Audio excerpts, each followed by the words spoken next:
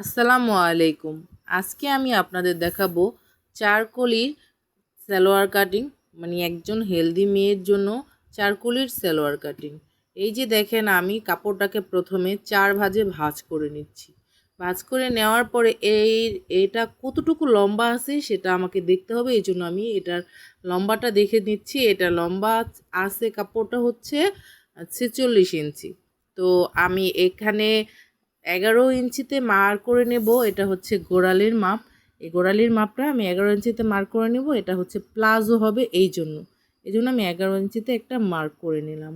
এরপরে আমরা কাপড়টাকে ঠিক উপরের অংশ থেকে হাইয়ের মাপ নেব। এই যে এখান থেকে ধরে উপরের এই যে যেখানে হচ্ছে খোলা সাইড, বন্ধ সাইড কিন্তু ধরবেন না, অবশ্যই খোলা সাইড থেকে মার্ক করবেন। এই খোলার সাইড থেকে আমি হাইয়ের মাপ নিলাম 21 ইঞ্চি, আর অরিজিনাল মার্ক যেটা হচ্ছে সেটা 19 ইঞ্চি। তো এখানে 19 ইঞ্চি মার্ক করার পরে আমি উপর থেকে ঠিক ইলাস্টিকের জন্য 2 ইঞ্চি করে মার্ক করে নেব। 2 ইঞ্চি করে এই যে আমি মার্ক করে নিচ্ছি, 2 ইঞ্চি করে 2 ইঞ্চি করে মার্ক করে নেওয়ার মানে হচ্ছে 2 ইঞ্চি ইলাস্টিকের জন্য চলে যাবে, প্লাস আমার হাইটা থাকবে 17 ইঞ্চি। এই যে দেখেন, আমি এখানে সঠিক 2 ইঞ্চিতে মার্ক করার পরে এখানে হচ্ছে আমি এই যে সোজা করে ফিতাটা ধরে আমি সোজা একটা লাইন টেনে দিচ্ছি। এই যে দেখেন, আপনারা ঠিক এভাবেই সোজা করে লাইনটা টানবেন।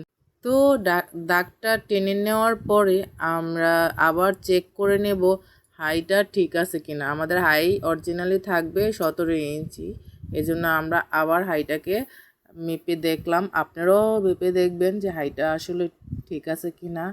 তো আমাদের এখানে কাপড় ছিল 46 ইঞ্চি, আমরা অরিজিনালি এই সালোয়ারটা বানাবো হচ্ছে 39 ইঞ্চি লম্বা দেব।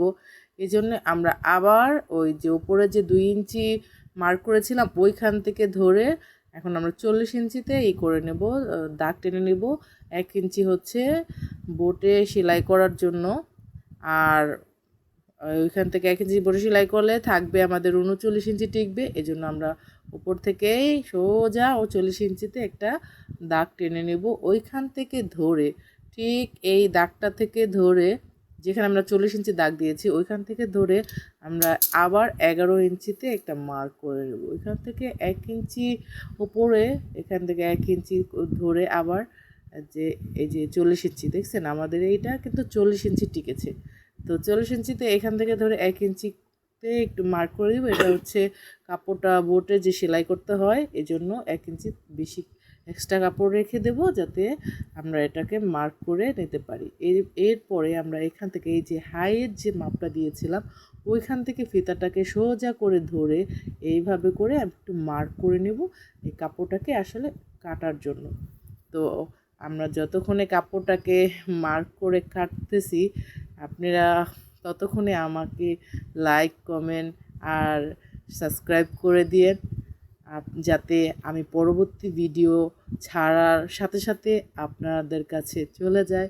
আর এটা যখন আমি সেলাই করব এরাও একটা ভিডিও দিব যদি আপনারা চান।